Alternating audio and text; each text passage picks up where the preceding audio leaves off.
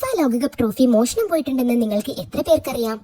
അതെ, 1966 ഫിഫ ലോകകപ്പിന് ഏതാനും മാസങ്ങൾ മാത്രം ബാക്കി. ലണ്ടനിലെ വെസ്റ്റ്മിൻസ്റ്റർ സെന്റർ ഹാളിൽ ലോകകപ്പ് ട്രോഫിയായ ജൂൾസ് റിമേ ട്രോഫി പൊതുജനങ്ങൾക്ക് പ്രദർശിപ്പിക്കുകയായിരുന്നു. പക്ഷേ ഒരു ദിവസം കടുത്ത സുരക്ഷയ്ക്കിടയിൽ നിന്ന് ട്രോഫി മോഷണം പോയി. ലോകം മുഴുവൻ ഞെട്ടി. പോലീസിന്റെ വലിയ അന്വേഷണങ്ങളും വാർത്തകളിലെ ചർച്ചകളും. എന്നാൽ 7 ദിവസം കഴിഞ്ഞിട്ടും ട്രോഫിയുടെ ഒരു സൂചന പോലും ലഭിച്ചില്ല. അപ്പോൾ അപ്രതീക്ഷിതമായി സംഭവിച്ചത് ചരിത്രമായി.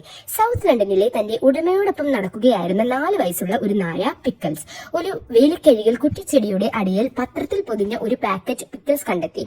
ഉടമ അത് തുറന്നു നോക്കിയപ്പോൾ അകത്ത് കാണാതായ ജൂൾസ് റിമേ ട്രോഫി.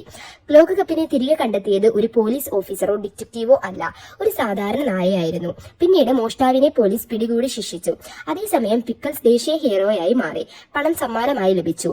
ഇംഗ്ലണ്ട് ലോകകപ്പ് നേടിയ ശേഷം ടീമിന്റെ ആഘോഷ വിരുന്നിലും പ്രത്യേക അതിഥിയായി ക്ഷണിക്കപ്പെട്ടു. ഇന്നും ഫുട്ബോൾ ചരിത്രത്തിലെ ഏറ്റവും വിചിത്രവും അത്ഭുതകരവുമായ കഥകളിൽ ഒന്നാണ് ഇത്. ലോകകപ്പ് ട്രോഫിയെ രക്ഷിച്ചത് ഒരു നായ.